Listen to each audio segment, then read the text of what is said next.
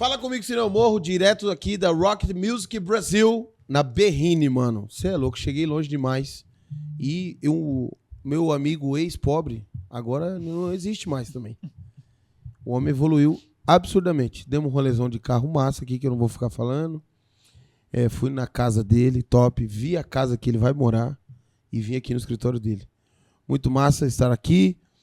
Quero pedir a você que está assistindo esse vídeo que deixe o seu like aqui, que é muito importante e importantíssimo. Deixe o seu like aqui, envie esse vídeo para outras pessoas e o mais importante de tudo, se inscreve nesse canal aqui, que ele não está parado. Nós vamos fazer agora uma temporada do Pod Paz. A temporada será de abril até julho e de setembro até novembro. Para a gente mitificar aí os convidados. Quero agradecer muito a Deus a oportunidade de estar aqui e eu estou muito feliz de estar aqui na tarde de hoje. Nós estamos gravando aqui no Brasil, São Paulo, na Avenida Berrine. Com ele, poucas pessoas sabem o nome dele completo, mas só os amigos sabem. Wellington Carf dos Santos. Fala aí, Tom, beleza? Wellington Carf dos Santos. Aí só os amigos íntimos conhecem. Para mim é uma honra, um prazer estar aqui, Rufo, falando contigo. A gente que tem história, né, de superação. Também conheço tua história, sei de onde você saiu, sei onde Deus te colocou e é muito bom ver o que Deus tem feito com as pessoas que o amam. Eu não sou um adepto da teologia da prosperidade, mas eu creio na prosperidade em Deus. E é isso que eu vejo na tua vida, na tua casa, na sua família também e no teu ministério, principalmente. Bom demais. Poucas pessoas também sabem, o Tom é pastor consagrado. Sim. E o Tom tem um trabalho que poucas pessoas veem, né? As pessoas veem ali muito ele nos palcos, nos púlpitos cantando, mas o Tom, eu conheço a história dele, sei do ministério dele, ele ajuda muitas pessoas e o Tom é um evangelista nato, o Tom é um ganhador de almas, você tem muita facilidade de falar de Jesus para as pessoas. São 42 anos de crente. 42 anos de idade, 42 anos de crente, sou pastor, sou filho de pastor. Então eu falo com muita naturalidade, eu acho que por esse fator, né? Mas acho que o mais importante é as pessoas, por exemplo, às vezes tem pessoas que não me conhecem, não conhecem minha música e tal. Mas às vezes só das atitudes, né? As pessoas estão perto da gente assim, e percebe a atitude e sente também, né? Sente que tem uma energia diferente. Na cabeça deles é energia, na nossa cabeça é o Espírito Santo. Então isso facilita muita coisa. Quando você anda com Deus, quando você anda em Deus, a sua luz brilha e muitas vezes você não precisa falar nada. E quando você fala, a pessoa já está sentindo antes. Ela sente antes já. E aí você abre a boca e começa a falar de Jesus, já está aberta para receber. Ou fechada. Neutro nunca fica. Depende da atitude, né? Mas eu tenho um negócio muito legal e assim, eu não quero nem expor nem você e nem os outros amigos, né? E a gente aqui não tem um lance de puxa-saquismo, porque nem o Tom precisa disso, nem eu.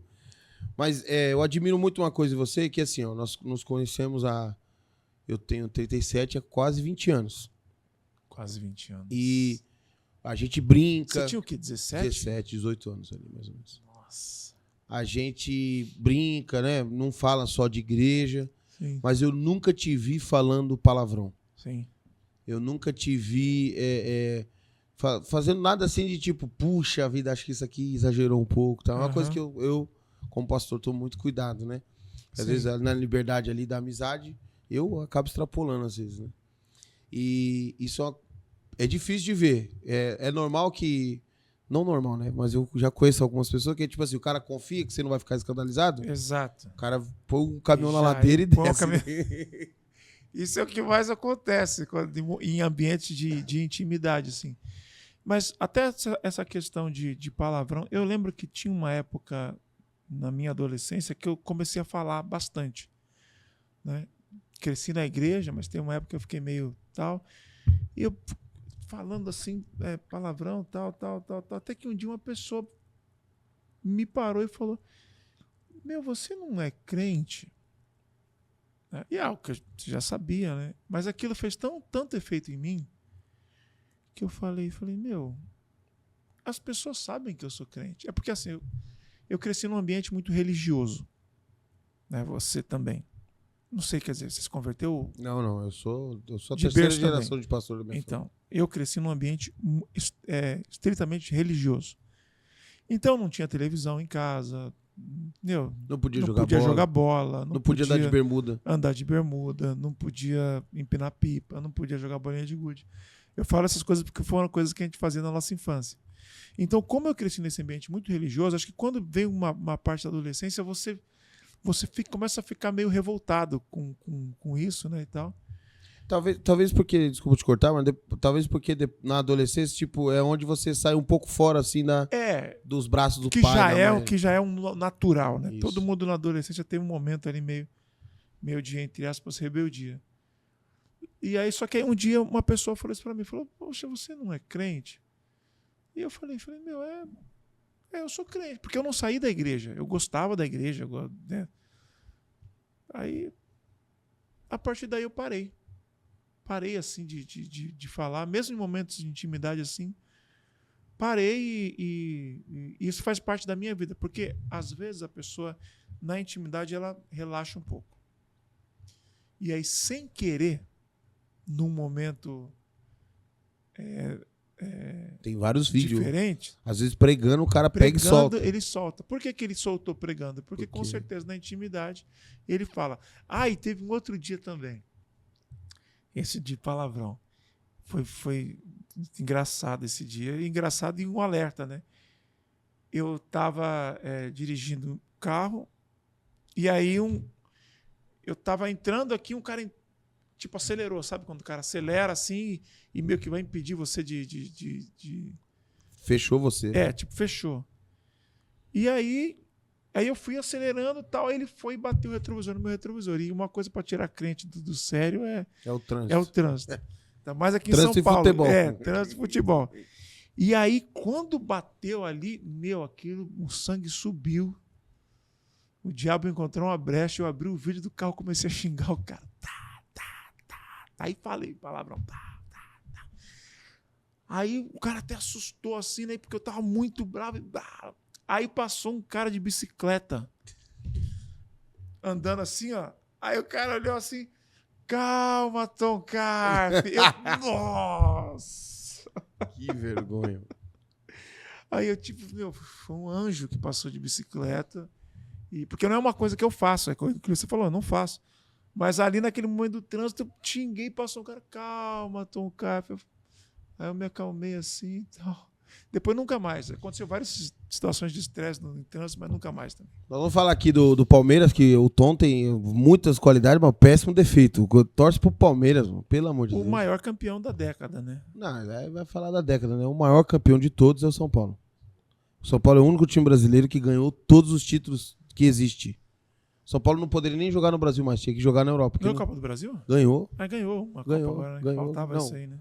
Não, ganhou uma não, mano. Ganhou, bateu em vocês, bateu no Corinthians, bateu em todo mundo. Mas não vamos falar disso aí.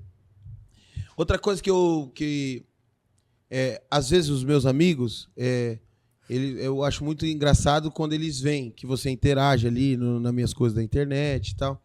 Os caras falam, pô, o Tom gosta de você, hein, cara. Eu falo, pô, o Tom, a gente é muito amigo e tal. E é muito interessante ver esse lado que as pessoas olham você como um cara, um artista mesmo. Sim. Eu lembro a gente conversa muitos assuntos, né? E quero já publicamente agradecer. Todos esses assuntos eu aprendo muito. Eu também. Eu e o Tom conversamos sobre várias coisas. E uma coisa que você me abriu a mente, não sei se você vai lembrar dessa conversa, foi quando você falou assim, Rufão, você precisa entender que a igreja não é só... Não existe o cantor de igreja. O cantor da igreja, ele é um artista, que ele está praticando uma arte. Sim. E aí você falou para mim, e você precisa entender que cabeça de artista é diferente. Não é tratar o cara diferente, é tentar entender ele. E eu só percebi isso quando a gente estava em Nova York, aí eu fiz uma brincadeira com o Tom, a gente estava indo na Estátua da Liberdade. Aí eu falei, Varão, tá vendo? Aqui você não é nada, pô. Tira muito sal dele. Daqui você anda aqui, ninguém sabe quem é você. Mano, nós demos um azar de no dia estar uma excursão de escola do Brasil lá. Sim. Na hora que eu acabei de falar isso, a galera começou, mano, olha aí, acho que é o cara que canta com o Livinho. O nome dele é Tom Carves. Aí, vum, montou de gente. Aí aquele dia eu vi, eu falei, cara, realmente é uma pessoa que pratica uma arte. Aquele dia ali fez sentido que a gente conversou meses atrás. Você acha que a igreja brasileira ainda tem dificuldade de entender isso? Sim. Acho que é por causa dessa questão de entender esse lado da arte. Né? E a arte é uma coisa que Deus nos deu. Deus é um grande artista. Você vê a criação, você olha um pôr do sol, a natureza, ele é um grande artista. E ele nos dotou com essa arte. E a igreja, ela sempre foi muito ligada à arte, né? Desde a igreja católica, né, mais antiga e tal, você entra nos templos, muita arte, muita coisa e tal. As igrejas evangélicas também, um pouco mais antigas também, o templo e tal. E eu percebo que de uns tempos para cá foi se perdendo isso por conta de uma deturpação da palavra artista. Então, o artista ele foi deturpado no sentido do cara ser arrogante. Ah, não, esse cara aí é artista. Ou seja, ele é um arrogante. E realmente tem alguns artistas que são arrogantes, porque a fama ela atenua aquilo que a pessoa já é. Essa é a grande verdade. Então, você vê um cara que não tem fama nenhuma, que é pobrezinho. Se ele for metido, ninguém vai notar. Agora, se o cara já tem uma fama, tem um dinheiro, se ele for mala, aí todo mundo nota. Ah, tá vendo? Ele é mala porque ele é um artista, porque ele é isso. Mas isso não está relacionado, entendeu? Eu sou artista porque eu faço arte. Eu canto, eu produzo música. Música tem melodia, tem harmonia, tem ritmo, tem poesia. Então eu sou um artista. Assim como um médico é um médico, um engenheiro, professor. Qual que é a minha profissão? Então, eu sou um artista. Só que eu sou cristão. Eu sou um artista cristão. E se a gente olhar até dentro da questão bíblica, a Bíblia fala que a igreja é um corpo, né? Sim. E um corpo vai ter ali a criatividade. Nós temos a criatividade dentro da gente. E o artista ele vai ter essa criatividade um pouquinho exacerbada. É porque o artista ele é meio disruptivo em todas as esferas. Tem muita gente que às vezes não gosta também um pouco da arte, porque o artista ele é um quebrador de paradigmas. Isso tanto na música secular quanto na música gospel. Por exemplo, quando você faz uma música muito moderna, as pessoas criticam e falam, não, as músicas boas eram as músicas de antigamente. Só que quando o autor dessas músicas de antigamente criou essa música, as pessoas da época também falaram, não, essa música é ruim, as músicas boas são as músicas de trás. Então tem muita gente que é muito saudosista. Né? Por quê? Porque o artista ele vai sempre quebrando uma barreira, quebrando uma barreira, quebrando uma barreira, quebrando uma barreira. E tem muita gente que está agora no começo que não entende. Então, por exemplo, vou dar só um exemplo aqui. Ah, não, Tom, não gosto das suas músicas, eu gosto das músicas de antigamente, as que o Álvaro Tito cantavam. Aquilo era música. Eu pensei no mesmo nome. Aquilo era música, sabe, abençoada mesmo. Pois não há barreira, que realmente é abençoada.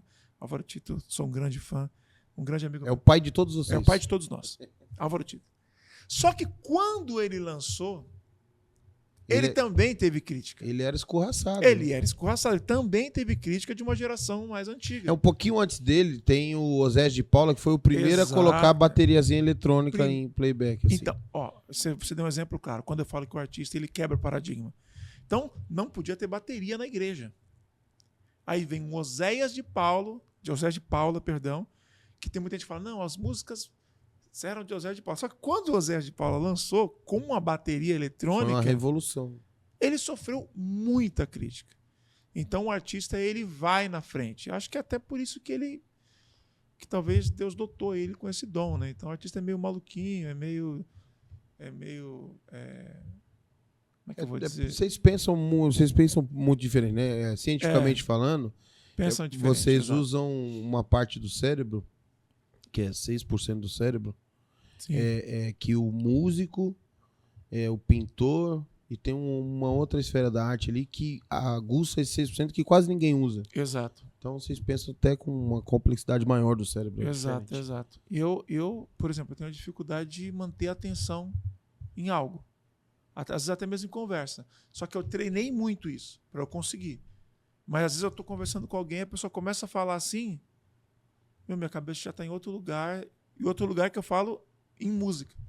Ele já está em melodia, ele já está em tal, ele já está isso. Então, a gente tem esse... Não é um problema, né? Quando a gente começou a falar isso, eu pensei exatamente nesses 3 nomes. O Osés de Paula, o Álvaro Tito e... mais uma vez eu vou falar, parece que estou puxando a sardinha pro lado do Tom, e não é. E eu coloco você nessa mesma categoria. Porque, por exemplo, hoje nós temos o DJ PV voando. Mas quando você lançou Estamos Bem Aqui, bem-vindo ao hospício, eu sou muito fã do Tom. Eu falo que eu tenho a alegria de ser amigo de várias pessoas que eu sou fã. O Tom eu amo quase todas as músicas. E esse quase todas é só não... Não gosto da hospício. E eu zoava ele, falava, mano, como que você fez uma música dessa? A música... Aí, lá, quando você gravou, você falou, Rufão, daqui pra frente é essa música aí, você vai ver, a galera vai gostar. Aí eu falei exatamente esse exemplo aqui. Eu falei, Tom, você nunca vai cantar essa música na Debrais. Cantei a música na Debrais. Lá na Uadesp. E vou te dizer, durante anos ela foi a música mais pedida. Todo mundo, especial. Mas é muito louco, né? Porque essa música também não é um estilo de música que eu gosto, né? Quem me conhece de perto, sabe que eu gosto de música acústica, eu gosto de piano-voz, eu gosto daquela coisa mais musical, eu ouço jazz, entendeu? Eu gosto disso. A black music com um pouco mais de musicalidade. É isso que eu gosto. Agora, quando eu lancei Hospício, como que eu escrevi essa música? Eu estava cantando numa igreja quadrangular em Governador Valadares, pastor Flamarion. E aí era um culto que ele tinha de sábado, acho que à tarde, de jovens. E esse culto tinha dividiu em tribos, né? Tribo de Manassés, tal. E aí cada tribo tinha um grito de guerra. E aí, eu tava lá, aí foi uma tribo apresentar, né? E aí eles abaixaram todo mundo, aí levantou um menino com a máscara e cantou, estamos bem aqui, bem-vindo ao hospício. Quando eu vi aquilo, eu falei, cara, isso é espetacular. Terminou o culto, chamei o menino, falei, como é que é isso aí? Me mostra daí, tal, não sei o quê. Aí ele mandou essa parte, aí eu escrevi o restante da música e tal, mas o bem-vindo ao hospício é dele. E aí, inclusive, o nome dele tá, né? Eu dei todos os créditos e tal, dividimos a composição. E aí a gente lançou essa música. Quando eu lancei essa música, por isso que eu falo que às vezes o artista quer um paradigma. Eu lembro, quando a música saiu, várias agendas minhas caíram. Né? Não, eu não quero esse cantor aqui, não. Vai cantar essa música aqui na minha igreja. Não quero esse cantor, não. Vai cantar essa música aqui na minha igreja. Não, esse aí não. E os jovens pediam. Aí o pastor falava, não, cantar o quê? Essa hospício? Não quero.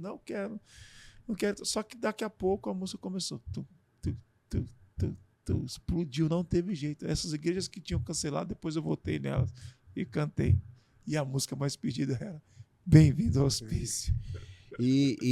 Mas é interessante você falar, não é uma música que eu goste, não é uma música que eu vou falar assim, eu vou colocar no carro e vou ouvir. Não, eu não ouço, eu não gosto. O gênero musical eu não gosto.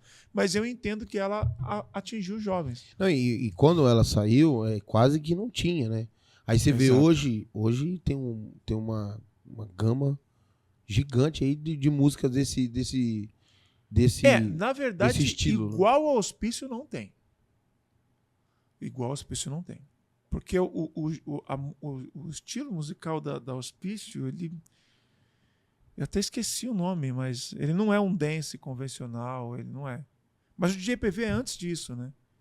O GPV estourou com a música Na Minha Liberdade. Acho que foi ele lançou. Você já gravou com ele? Não, nunca gravei com ele. Essa música ele lançou em acho que 2010, alguma coisa assim. Aí eu lancei Creio em Ti, Jesus Me Conquistou. Também nessa onda mais eletrônica. Mas hoje, o meu último álbum agora, que é o Tom Carpenter 20 anos, ele já veio com uma roupagem mais igreja. Ele já é um álbum feito para as pessoas cantarem na igreja. Né? Que é uma coisa que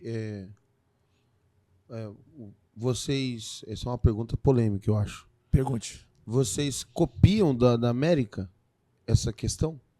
Porque eu vejo que assim, sai um negócio lá pra mim Aí 3 meses depois tá todo mundo aqui fazendo igual. Sim. Às vezes até em menos tempo. Então, Hoje, por causa da globalização, em menos tempo. vou falar uma outra coisa polêmica, em cima dessa que é polêmica, outra coisa polêmica. Uma que é polêmica é, sim, a gente copia tudo. Né? Não é que é uma versão, mas é a tendência.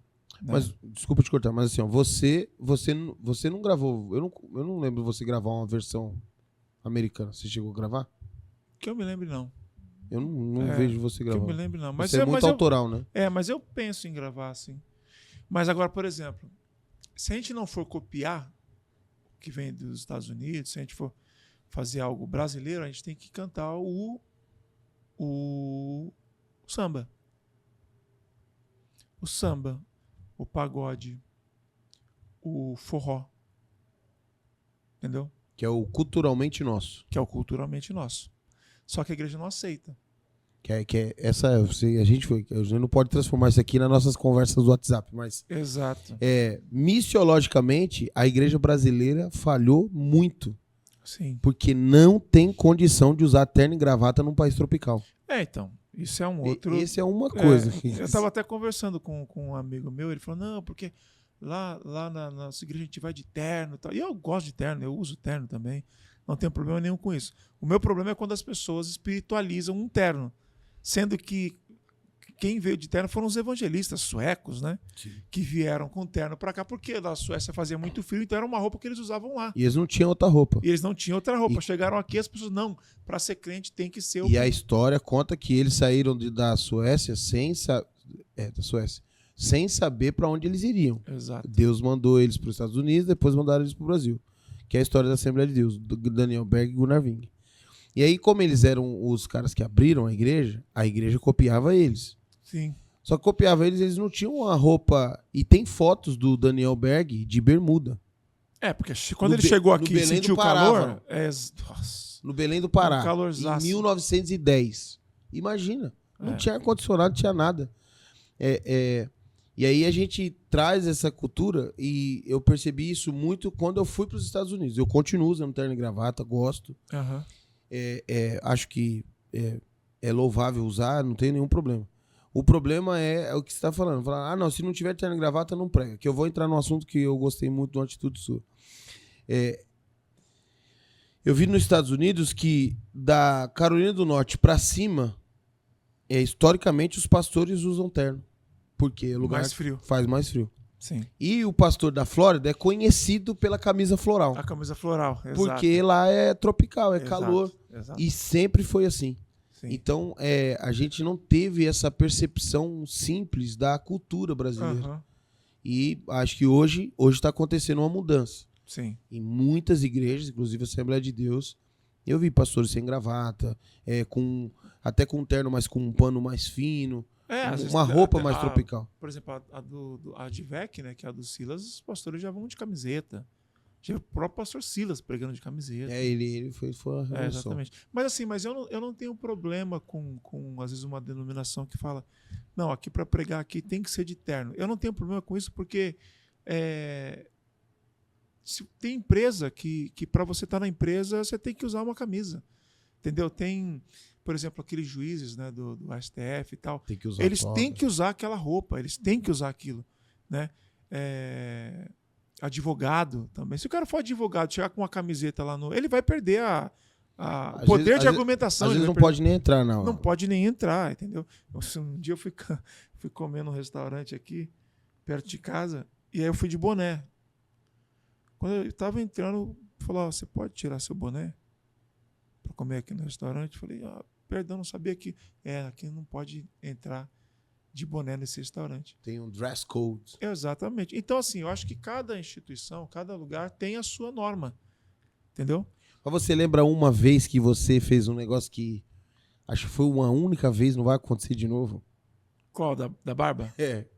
Fiz que 2 vezes isso. Ele foi convidado para cantar na Assembleia de Deus do Belém, do pastor José Wellington. Pastor José Wellington. E eu não acreditei. Quando eu vi o vídeo, já morava nos Estados Unidos. Quando eu vi o vídeo, eu falei, mano, o Tom tirou a barba, que louco. Exatamente. Só que quando você chegou, o pastor José Wellington falou, meu filho, obrigado por ter tirado a barba. Na verdade, ele brincou comigo. Ele falou, ele falou assim, você estava diferente na foto. Ele, tipo, brincou comigo, mas agradeceu muito. E a igreja agradeceu. Né? Depois, as pessoas da igreja começaram a comentar e tal. Poxa, respeitou a gente, respeitou a nossa igreja. E aí eu fui lá, tirei a barba e cantei. E foi muito bom, assim. Eu não tenho nada contra, entendeu? A única coisa que eu penso é, tipo, espiritualizar a gravata, espiritualizar o terno. Se a pessoa tiver de terno, ele é mais espiritual. Não é, mas passa mais autoridade. Na minha opinião. Na minha opinião, quando uma pessoa chega de terno, com uma gravata, ele passa um pouco mais de autoridade. Você para... É a imagem. É a imagem, exatamente. Acho e isso. Uma coisa que eu não queria entrar, muitos detalhes, hein? Não vai se perder aí. É difícil ter amizade e comunhão no meio gospel? Se é difícil, não. É fácil. É tranquilo. Acho que depende da pessoa também, né? Eu acho que por ser o irmão do meio, e todo mundo diz que o irmão do meio é aquele que é o mais fácil de se relacionar. Por quê? Porque ele tem um irmão mais novo, que ele tem que cuidar, o irmão mais velho é mais bravo, na hora da briga do irmão mais velho com o irmão mais novo, ele que fica intermediando. Então eu não tenho problema, assim, né, de relacionamento. Mas eu vejo que tem muita gente unida, entendeu? Só que tem nichos, né? A gente vê que tem nicho. A galera do worship, a galera do pentecostal, a galera do trap, agora a meninada nova do trap, tá? Tem os seus nichos. Mas dentro da comunhão ali... Você é o que melhor transita em todos os nichos? Eu acho que sim.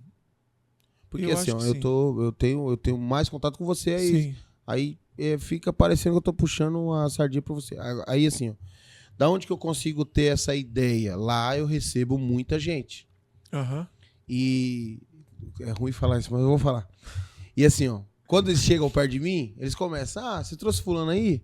Pô, fulano é mó mala, fulano, tal cidade ele fez isso, tal cidade ele fez aquilo. Uhum. E há um consenso, eu falo sempre pra Graça, você percebe que ninguém nunca falou do Tom? Olha aí. Aí eu sempre puxo, falo, pô, eu sou muito amigo do Tom. Os caras falam, não, mano, o Tom é gente boa, tá, onde para, cumprimenta a gente, não sei o que e tal. Que parece ser coisa simples. E às vezes tá dentro da minha cabeça, tá dentro daquele negócio do artista. O cara não tem tempo de parar, de conversar, porque ele tá indo pra outra agenda, em outro lugar e tal. Mas eu vejo, aí sendo seu amigo, falando bem de você, eu vejo que é isso mesmo. Você conseguir ir lá no José Wellington e ficar de boa com ele lá, e você vai em tudo quanto é lugar e isso também é muito legal. Exatamente. Já cantei na Universal, cantei na Mundial, cantei na Adventista. O Valdemiro, eu já ouvi dizer que ele gosta muito de você. Gosta muito de mim. Já fiquei 1 hora conversando com ele, assim. Já cantei a Assembleia de Deus. Meu. E você conquistou o mais difícil de todos. Exatamente. Genício Severo dos Santos, que não pagava pau pra ninguém. Eu fiquei sabendo que só eu usava o microfone dele. Pra cantor, só você. Só eu. Tá vendo? E o fato de ser filho de pastor te faz ter esse entendimento? Sim. Eu cantei na igreja Além do Véu, pastor Wagner, pastor Osvaldo. E tá linda, por sinal, a igreja. E quero te agradecer. Fazia muito tempo que eu queria ter um contato com eles. Estive ontem. Não vai ser segunda-feira, ontem, quarta-feira. E, meu Deus, que igreja. É uma igreja americana lá em São Bernardo. Linda, linda, linda igreja. Muito top. E daí eu achei interessante porque eu cantei, né? E aí depois que eu cantei, eu fui lá para trás, o pastor Davis começou a pregar. E daí eu fui e sentei lá na frente. Quando eu sentei lá na frente, eu só cumprimentei as pessoas que estavam na fileira de trás. Cumprimentei todos assim. E virei para frente. Aí uma mulher tocou no meu ombro. Aí eu virei e ela falou, nossa, parabéns pela sua humildade. E eu não sei se eu fico feliz ou triste de ouvir isso, porque eu não fiz nada. Eu simplesmente desci e cumprimentei. Ou seja, tem cantor que não cumprimenta, que desce, senta, sabe que o pessoal foi lá, alguns foram lá para... Todo mundo vai para adorar Jesus, mas às vezes o cara vai para ver o cantor. Foi lá para ver ele também E ele não dá a mínima, ele tipo, não olha. Então, tipo, o fato daquela mulher ter falado, ai, parabéns pela tua humildade, eu falei, mas eu não fiz nada, eu só cumprimentei. Eu fiz o que é o básico, o normal. Mas isso mostra que talvez tem muito cantor que não faz isso, não cumprimenta as pessoas. E assim, eu tenho duas explicações para isso. Uma é que às vezes, isso é uma coisa que às vezes a Carla, e tem gente que está perto de mim, você já falou isso também para mim, inclusive você falou uma vez que eu aprendi muito naquilo ali. Isso também tem a ver com o cantor não conseguir enxergar o lugar que ele está, a dimensão ministerial que ele está. Né? Então, às vezes ele senta e ele acha que ninguém está esperando que ele cumprimente, entendeu? Então, isso acontece também. Mas tem uns que tipo desce, senta ali e nada. E é muito engraçado ver o comportamento da galera do gospel lá na América e ver eles aqui no Brasil. Então, isso faz muita diferença. Porque lá eles são um pouco mais acessíveis. Porque eu não sei explicar. Mas sabe o que é interessante? Um dia eu estava em Vegas. Aí eu fui no banheiro. Aí eu tô lá no mictório. Quem tá do meu lado? O Chororó. Tipo assim, o Chororó no mesmo banheiro que eu. É o Chororó, né? Ele, sou. Bacana. Tipo, fica mais acessível quando tá lá, né? Tipo, aqui, quando que você vai encontrar um Chororó, um Chitãozinho no banheiro de um shopping? Mas nos Estados Unidos se encontra. E no meu gospel também. Eles ficam mais acessíveis. E eu acho que lá eles acabam tendo mais tempo. O que eu vi nesses 10 anos, inclusive hoje, quarta-feira, quinta, né? Dia 20, eu faço 11 anos de América. Nesses 11 anos que eu tô lá, eu já vi uma mudança do que é os Estados Unidos. Uhum. Hoje já não é tão importante para lá.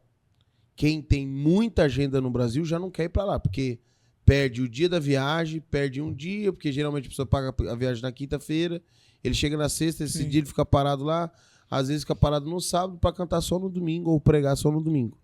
E quem tá com a agenda voando, são 4 dias que ele vai estar em muitos lugares e, inevitavelmente, vai ganhar muito dinheiro. Exatamente.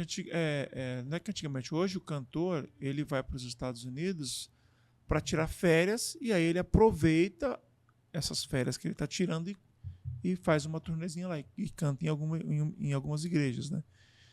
Antigamente não, mas acho que ainda hoje por exemplo, um cantor fazer uma turnê fora é muito importante para a carreira dele. Aqui eu estou falando em termos de carreira. Mas se ele estiver construindo a carreira ainda. Não, acho que mesmo para você ainda vale a pena? Vale. Vale a pena porque é uma turnê internacional. Beleza que você vai cantar só para brasileiro, mas é uma turnê internacional. Isso agrega muito para a carreira de um cantor, entendeu? Fazer uma turnê na Europa agrega muito para a carreira de um cantor. Talvez não financeiramente, mas de posicionamento, sim. Eu lembro de um dia que nós fomos lá na Praia Grande. Eu ficava sempre tentando participar do time Tom Carf. Ficava enchendo o saco do Larcinho e do Ronaldo. E nesse dia eles falaram, vai precisar de você lá, vamos. E eu não esqueço dessa cena. No final do culto, a Carla com 2 mesinhas ali, com seu CD, camiseta. Sim. E essa é a imagem que eu tenho da Carla, que é a sua esposa. Sim. Que assim, hoje as pessoas veem ela, a Carla tem o próprio negócio, a Carla é uma mulher empoderada, também rica, mas as pessoas não sabem a história, né? Sim. Eu sei que é meio clichêzão falar isso, mas qual a importância da Carla para o seu ministério? Então, teve até uma polêmica que saiu esses dias na internet de um frei, que ele abriu a Bíblia, leu e causou uma polêmica, né? Ele leu uma oração, né? Ele leu que a mulher é uma auxiliadora, né? Frei Galvão. Frei Galvão. E eu até escrevi, teve um post da CNN, e eu escrevi, poxa, O Frei só abriu a Bíblia, só leu uma coisa que estava na Bíblia e já causou toda essa confusão. Acho que a galera está tendo um problema com a Bíblia. Não é nem com o padre ou com o pastor. As pessoas estão começando a ter problema com a Bíblia. E isso refletiu nos comentários. Porque quando eu fiz esse comentário, eu esperava que uma galera ia me criticar e tal. Não, meu problema é com o padre. Não, as pessoas escreveram. Não, nosso problema é com a Bíblia mesmo. Tiveram comentários, as pessoas dizendo, nosso problema é com a Bíblia mesmo. Porque a Bíblia é aquilo que ensina, e incentiva não sei o quê, incentiva o feminicídio, não sei o quê, e começaram a escrever. Por quê? Porque Satanás é astuto, né? A Bíblia, a gente sabe que a Bíblia ela é de um conhecimento progressivo. E a primeira regra da Bíblia é... A primeira não, acho que uma das maiores regras da Bíblia é a Bíblia interpreta a própria Bíblia. Então, você quer saber qual é o parecer que a Bíblia tem sobre aquele assunto, você tem que ler a Bíblia inteira para você entender. Né? E aí, você fazendo essa pergunta, eu me lembrei dessa passagem do Frei Galvão e olhei o que a Carla falou, o que você falou da Carla.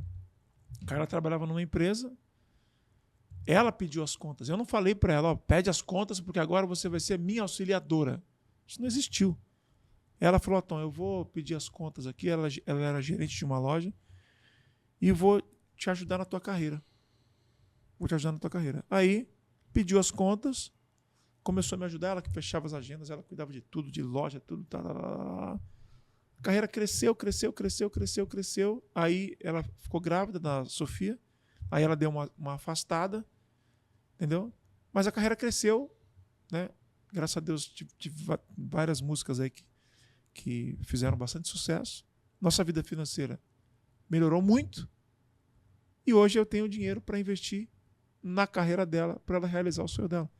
Então, o lance é uma auxiliar, está sempre lá, abaixo, sempre... Não.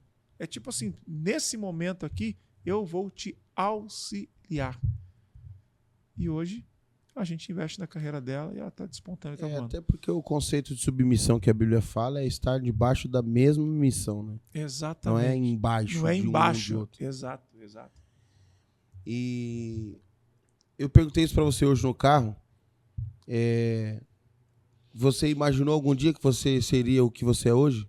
Que eu falei que o Tom é top 10 cantores gospel do Brasil. E ele falou que não. Não. É muita humildade. Não, mas não é não. Não, Varão, você falou 3 nomes lá, tem 7 ainda. Você tem que estar nesse meio aí. Não é possível. Tem mais. Eu tô errado? Ô, Talco. Eu tô errado, Talco? Tem muitos cantores aí ungidos, despontando e tal. Eu não vislumbrava, eu acho. Principalmente quando eu estava começando a minha carreira. Eu só queria cantar. Só queria cantar. Só que chegou um momento que eu... E assim, eu trabalho muito, né? As pessoas acham que eu só canto. Não, então tem isso, tem aquilo, porque canta também. Não. Inclusive, eu estou com um escritório aqui, que eu vou embora aqui do escritório 10h30 da noite, 11 horas da noite, trabalhando. Né? Como você disse, eu andava nas ruas da Conde de Sarzeda com um CDzinho debaixo do braço. Sempre dei aula de canto, sou professor de técnica vocal, faço várias coisas. Então, assim, teve um momento que eu comecei a enxergar a música também como um empreendimento. A música, não a mensagem da música, que é uma confusão que as pessoas fazem. Entendeu? Você deve, sim, olhar para a música e querer rentabilizar em cima disso. Porque a música é a tua profissão. Entende? Você não pode querer rentabilizar em cima da mensagem que você fala. Né? Não, eu vou escrever essa música aqui porque acho que se eu passar essa mensagem vai me trazer mais dinheiro. Isso aí é o fim da vida de um cantor. Né? É quando ele pensa numa letra que vai trazer mais dinheiro para ele, não uma letra que vai tocar o coração de alguém, que vai transformar vidas. Mas em termos de música, Isso no nosso nicho aqui. No nosso nicho. A música, ela é um empreendimento. Para você gravar um CD, para você gravar um álbum, um clipe, você demanda dinheiro, você põe dinheiro ali. E isso tem que retornar de alguma forma, senão você não tem nem como fazer mais. Então teve um momento da minha vida que eu falei, preciso rentabilizar na música para eu conseguir crescer e viver. E aí as coisas foram acontecendo.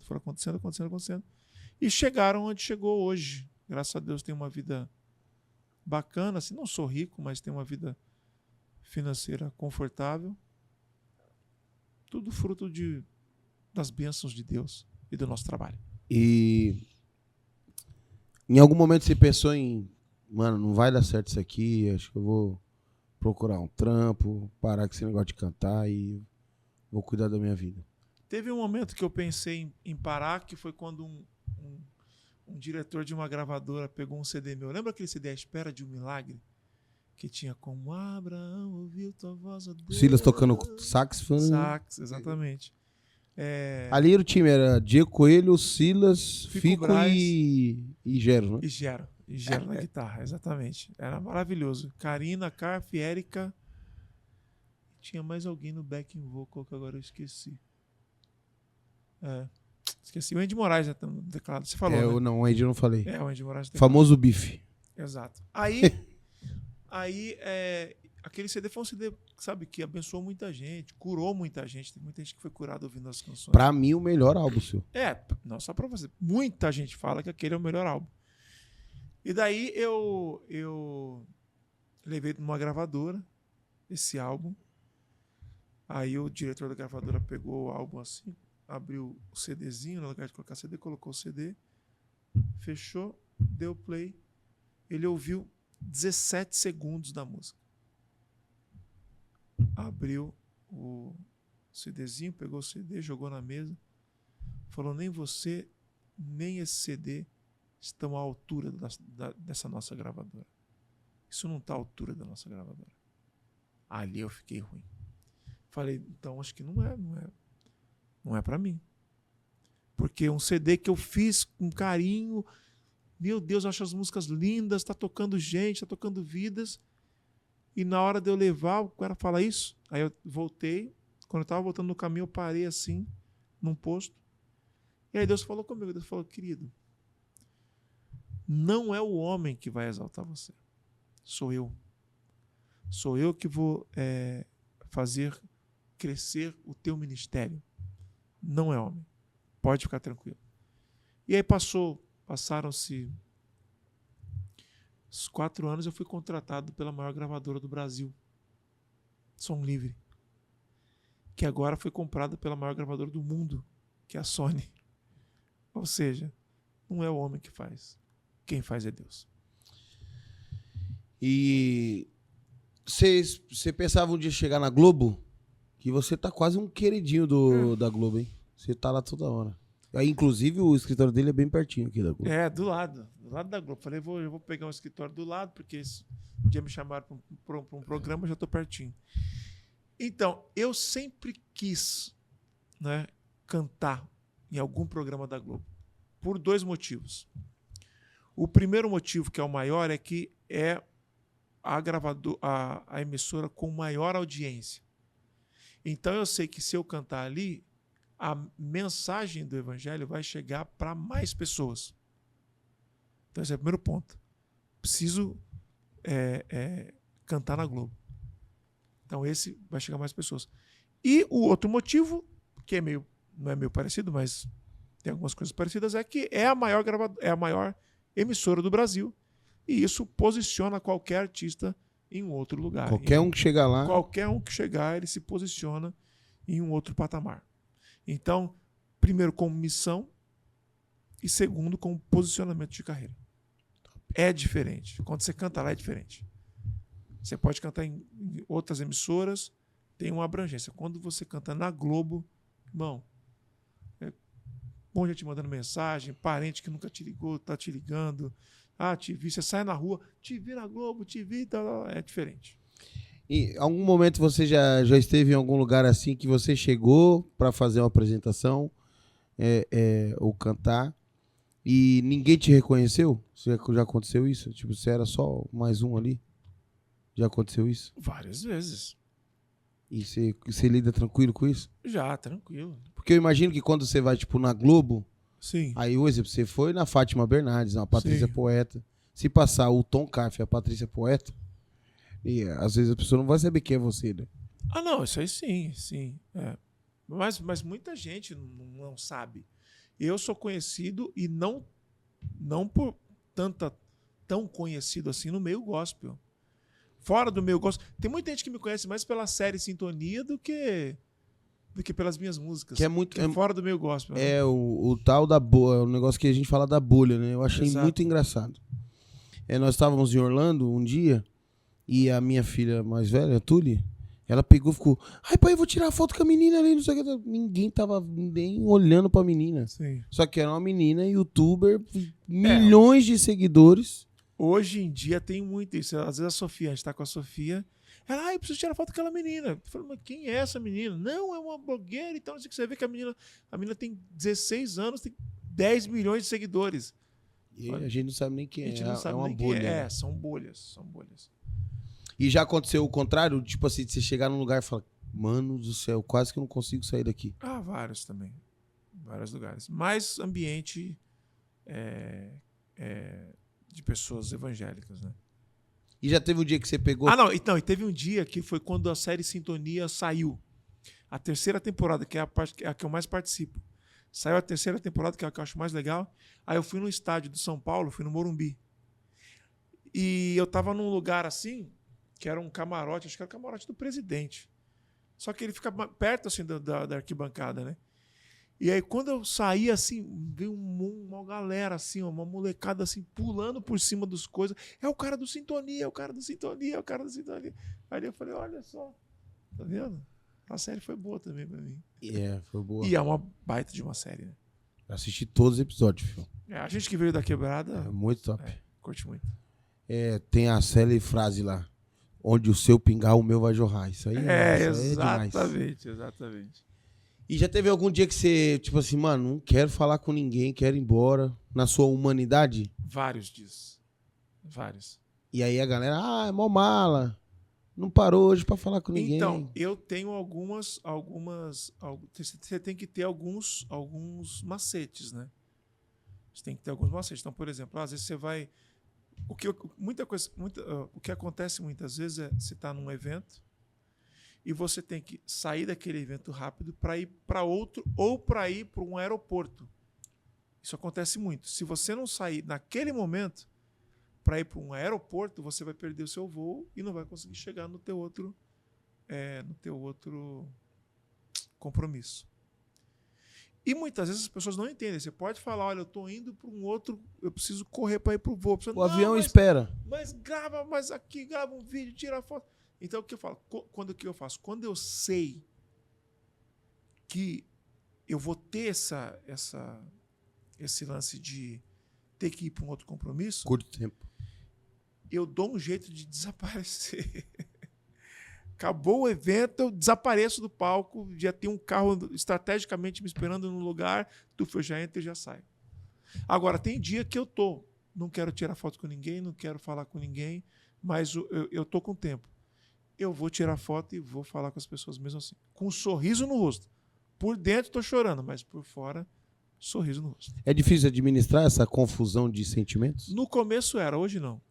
Hoje não. Eu vi até um vídeo da Beyoncé falando sobre isso. Ela fala assim, quando eu saio de casa, eu já coloco o sorriso no rosto. Eu já sei, eu posso estar tendo um dia péssimo. Eu vou colocar o sorriso no rosto. Porque às vezes as pessoas não entendem. Um dia eu fui cantar numa igreja e eu lembro que eu estava em uma sequência de shows assim, muito puxado, de viagem muito puxada. Eu viajei a madrugada inteira e cheguei de manhã e o café da manhã era na igreja e eu fui. Mas eu fui morrendo, assim. Aí eu cheguei no lugar, eu cheguei, sentei no canto, só fiz assim, tudo bem, sentei no canto. E fiquei assim, comi e fui embora. Falaram que eu era arrogante. Simplesmente porque eu não cheguei sorrindo. Cheguei com um sorriso no rosto. Cheguei cansado. Entendeu? Ele é arrogante, ele é mal. Aí à noite, que eu já tinha descansado, aí eu já cheguei cumprimentando todo mundo, falando com todo mundo, as pessoas, nossa, você é humilde. De manhã, quando a gente chegou, eu achei que você era arrogante, você era soberbo. Eu falei, não, eu só estava cansado. Então, por isso, se eu estou muito cansado, eu nem vou para um ambiente que tem pessoas que vão me reconhecer. Eu já vou para um canto, já melhor para o hotel, já vou direto e tal. Então, você tem que ter esses macetes. Que só ganha com a experiência, né? Exato. Como que você virou palmeirense? Porque quando eu era criança, meu pai um dia levou a gente no Clube do Palmeiras. Você é de 83. 82. 82. Meu pai levou a gente no Clube do Palmeiras. Era uma época que as pessoas se filiavam a clubes. E aí meu pai levou a gente no Clube do Palmeiras. Aí a gente viu o símbolo verdão lá, e eu e meus irmãos, todos os 4 viraram palmeirenses. Meu pai é santista, minha mãe é corintiana. Só que por causa desse dia, os 4 filhos viraram palmeirenses. Danilo, a Karina e o Beto. E o Beto. Tudo palmeirense. Tudo palmeirense. Mas você é o mais. E o mais Acho chato. que eu sou o mais. E o mais chato. O mais chato, é. Eu sou o que vai no jogo, que bosta. Fica bravo quando perde. Não fico não. Fico na hora, assim, mas... Eu já fiquei. E domingo, se perder domingo. Se perder domingo, você vai chorar. É quinta. Que é quinta, justo contra o Corinthians. É, 27. Ah, não, chorar não.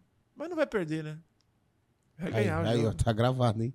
Tá gravado, depois você pode colocar. Esse é o corte do podcast. Esse é o corte do podcast. Vai ganhar. Mas você sofreu também, né? Porque foram pra Série B 2 vezes. Ah, mas isso Aí nesse tempo aí você tava cuidando só da obra, né? Palmeiras é flecha. Que você não falava de futebol nesse tempo aí. Flecha. Nesse tempo aí você não Na hora falava que- de futebol. Pra você ser lançado, tem que te puxarem pra trás. É, mas nesse tempo aí você não falava de futebol quase. Falava. Inclusive, o São Paulo precisa ser rebaixado Por quê? pra voltar a ser time grande. Não. O São Paulo não é grande, mano. O São Paulo é gigante. Não, é mas outro. foi gigante. Não, foi. continua lá atrás. Pra voltar a ser um time grande, um time temido, ele precisa ser puxado pra trás. Não. Ele tem que O São cair. Paulo só tem que mandar embora o Zubeldia. Pode o ver, Zubeldia ó. não dá. O Palmeiras foi rebaixado, depois disso virou time grande. Corinthians foi rebaixado, depois disso virou time grande.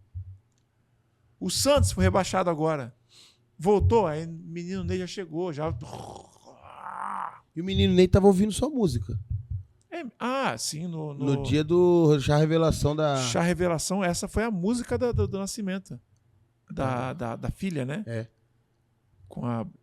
chá revelação. Bicardi, qual é o nome dela mesmo? Biancardi. Bruna Biancardi. Exatamente. Ela colocou a Infinitamente Mais Por que ele faz? no vídeo, né? Foi muito top, hein? Isso, muito top, muito top. Esse lance é muito legal, né? Quando um jogador reposta sua música, alguém Sim. mais famosão. Sim. Já pediram sua música no Fantástico? Já. Atacante? O Borges, lembra do Borges? Borges, São Paulo lembro. fez 3 gols e pediu uma música do CD Espera de Milagre. Essa, como Abraão ouviu tua voz, ó Deus. Foi a única vez. Eu tenho o vídeo da Belinha cantando essa música aí. Ah, é? Ela novinha, vou te mostrar depois que acabar aqui. Ah, que da hora. Outra coisa, nós já estamos caminhando pro final aqui. Em algum momento você será um pastor responsável por uma igreja? Eu acredito que sim.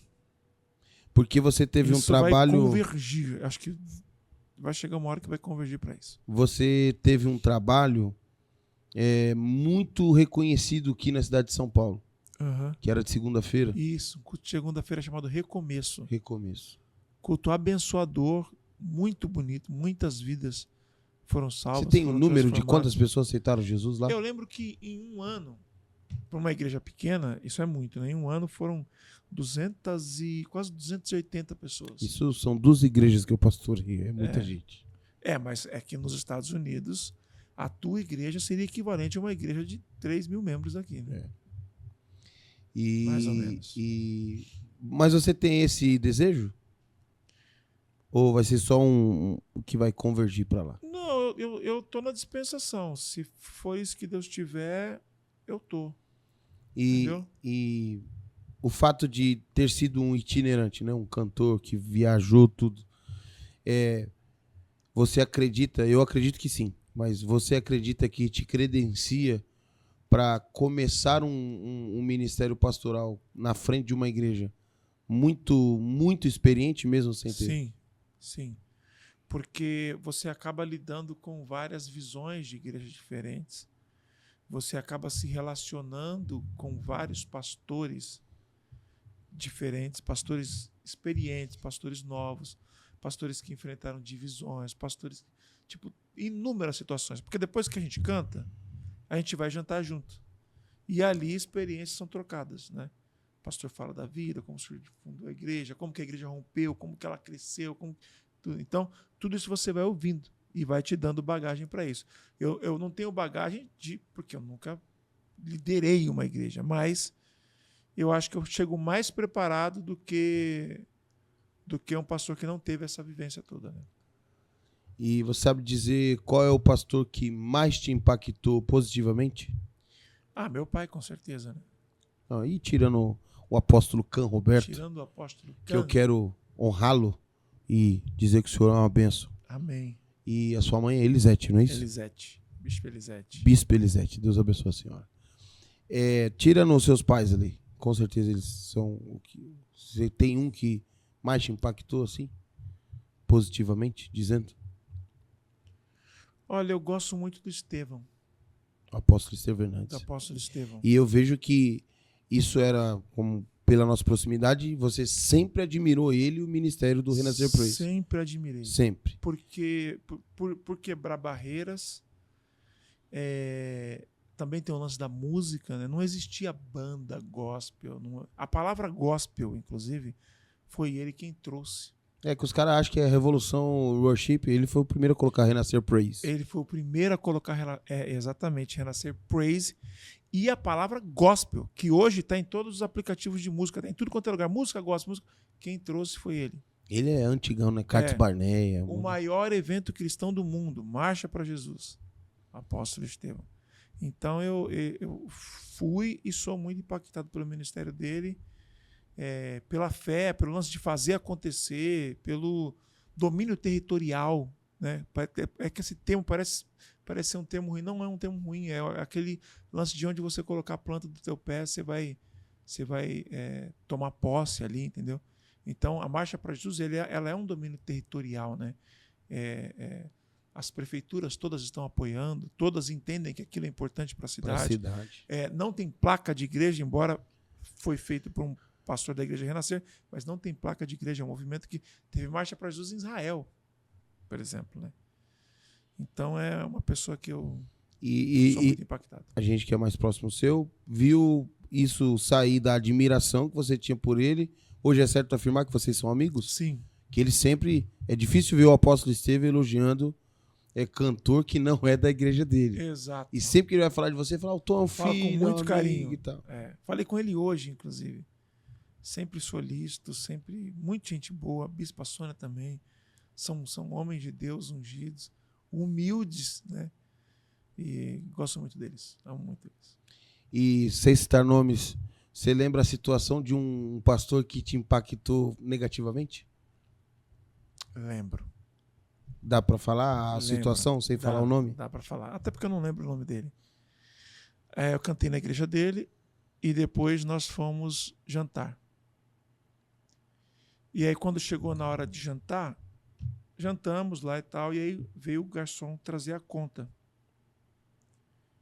Aí, quando o garçom trouxe a conta, o garçom foi falar com ele, aí o garçom falou assim, falou meio baixo, mas eu ouvi. Você quer que eu coloque o valor da refeição mesmo ou você quer que eu aumente mais a nota? Coloca um valor a mais na nota fiscal. Misericórdia. Por que um valor a mais na nota? Porque com certeza ele chega na tesouraria da igreja e fala, o jantar custou isso, mas ele pagou bem menos e o resto ele embolsa. Ele põe no bolso. Só que eu ouvi quando o garçom falou aquilo para ele. Aí eu É o ouvido de filho de pastor, quieto. né? Exatamente, fiquei quieto. Então, o pastor estava desviando dinheiro da própria igreja, né? E isso foi algo muito ruim. Muito entendo. Tanto é que eu nunca mais voltei na igreja dele. Acho que eu tive até convite, mas não aceitei. E quero terminar aqui agradecendo você que o Tom não só aceitou fazer o Pod Paz, esse episódio é muito especial. A gente tentou fazer sem as perguntas clichês aí, que ele está sempre respondendo nos podcasts. E cedeu o espaço aqui, cedeu o talco para nós. Exato. A Luizinho, vulgo talco. Exato. Um dia eu vou contar isso no meu stories, porque talco. Fala. Conta no Stories. Ronaldo, te amo. Essa história é a melhor que tem. E a gente poderia fazer aqui 5 horas de podcast. A gente tem muita história. E eu quero te agradecer, dizer que eu te amo muito, te admiro demais. É muito legal ser teu amigo, é muito legal a gente não só falar de igreja. E é muito Mas legal. falamos muito de igreja também. Sim. É muito legal ver que a fama, o dinheiro e o poder de ser o Tom Carf, que aí fica a critério das pessoas de equalizar o quanto é isso, mas mesmo o dinheiro, a fama e o poder de ser o Tom Carf não mudou a sua essência. Amém. Você continua o mesmo cara, o mesmo brincalhão, o cara que tá sempre em busca da santificação. Nós tivemos uma conversa também que mudou muito a minha cabeça. Você falou, Rufão, nós não temos que ser santo. Nós temos que estar em busca da santificação. Porque se a gente se tornar santo, ninguém quer andar com a gente. Aí a gente não consegue pregar o evangelho mais. É o demasiadamente justo, né? Muito legal. Você acaba afastando as pessoas. Mas eu agradeço. Uma honra estar aqui no Pod Paz. Era para eu ter feito lá nos Estados Unidos. Mas vamos fazer o episódio 2 lá. Vamos fazer o episódio 2 lá. Feliz por você também. Green Car. Né? Quanto custa um Green Car hoje? 5 hoje, milhões 5 de dólares. milhões de dólares. E quanto você pagou para ter esse Green Se Car? pá, eu tô mais rico que você. Exato, o teu patrimônio é maior que o meu. Já 5 pensou? milhões de dólares um Green Car. E quanto você pagou para ter o Green Car? Eu gastei, acho que em 10 anos, 48 mil dólares. É Tá muito vendo? dinheiro. Não, sim, mas custa 5 milhões de dólares. Entendeu? Para 5 milhões é muita diferença. Ou seja, Deus agiu. Muito. Muito. Então, parabéns. Que Deus te abençoe. Você, a graça, as meninas. Em breve estaremos lá, Washington, D.C. Em nome de Jesus. A última pergunta, antes de terminarmos de fato. Qual é o som da sua vida?